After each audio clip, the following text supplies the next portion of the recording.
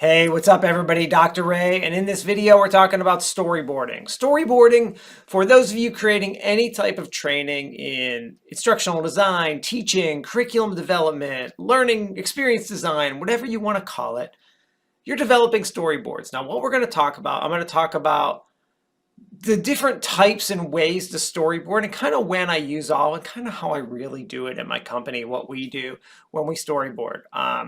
Now, one of the first things I do when and I guess I should start out with what is a storyboard. So a storyboard is essentially a sketch or a mock-up of what the final thing is going to look like. It is a quality check, a quality check, quality check. It's a check so that my client or whoever is approving what you're developing can look at what you're doing and basically say, yes, that is correct. The other thing it is a lot of times, even now, we might have a graphic artist or someone develop our storyboards and then we take them. So it's a way for us to see like the flow of everything. Like, here's all the finals, here's the way this is gonna look. I can hand it off to the developer. They can take everything and run with it.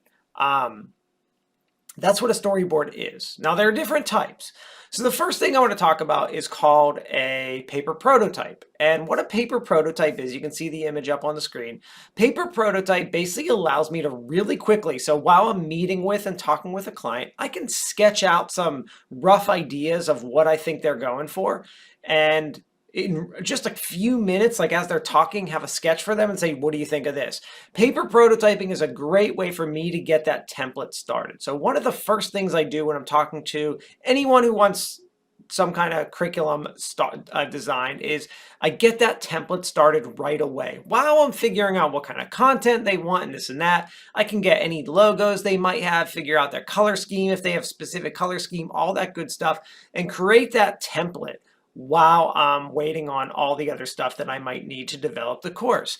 Now, paper prototyping by itself doesn't work too great when we are not face-to-face. So when we're in online in Zoom, there are a few other options. I could paper prototype by like taking a picture. I could use like Zoom drawing tools. I could use PowerPoint, but a lot of times what I do is I usually am just probably showing them multiple examples and kind of putting it together on my notes of what I think it's going to look like. And then I'll send them a few mock-ups to choose from. It's a little more challenging to do online, but something that basically I'm doing 100% now.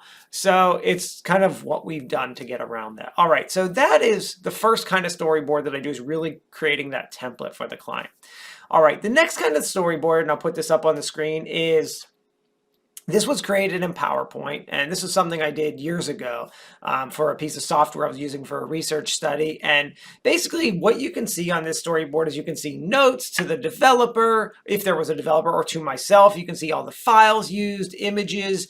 Now, this was developed in PowerPoint, but this is what a traditional storyboard looks like. It's got all the components of information that you might need. You create one of these for every single screen, and then either yourself, you can get this approved by your client, boom, start development, or get it approved and hand it off to the developer. They start development and you're good to go, right? You've got that quality check, you've got your storyboards, you got it all approved, you're ready to go. So now you can focus on development, not more design stuff. Now, realistically, I don't create storyboards like this at all. I haven't for a very long time. I don't use PowerPoint for storyboards anymore, and I kind of want to talk about the ways that I do it. So what I usually do, and there are kind of two different methods that I'm using, that we use at my company to create our storyboards. And the first one of those is that I actually use the software I'm going to be developing in to create my storyboard. So for example, if I'm using Adobe Captivate, Adobe Articulate, or Adobe Captivate, Articulate Storyline, or Articulate Rise, I'm probably just going to develop my storyboards in that piece of software. And the reason that we do that is it's super easy to develop in. I can usually do mock-ups really quick. I don't put all the details in. We don't do the actions and the SCORM stuff and stuff like that all right away. But we might develop the whole entire layout in those pieces of software, give it to the client, and let them make their feedback that way. It's a great way to cut down development time. It's super quick to develop with. It's just as easy as PowerPoint, and allows us to basically get started with our software in the storyboard phase. And so it is a good time saver, but we'll use Storyline, Captivate, or Rise to basically develop our storyboards. So that's what we do. We do that a lot, but what we've done more recently in the last 2 years is we've either used Adobe XD or Figma. And what those are, here, I'll pull up an example of Figma up on the screen. These are basically graphic pieces of software that we create our whole template, interface, all of our storyboards, put them in here. And what it allows us to do, you can see like the sample up on the screen, like looking at different interfaces. My clients can go through every single screen of the storyboard. They can see all, we can connect all the lines where everything's linked together, and they can actually see what it's going to look like, give us our approval, and then we'll take, the great thing about like Figma or Adobe XD is that we can actually take all those images and pull them right into Captivate or our Storyline, and it's all like ready to go. So super easy to pull from those pieces of software, but that's how we most often, especially with bigger clients who use those pieces of software for everything. We work with their graphic designers.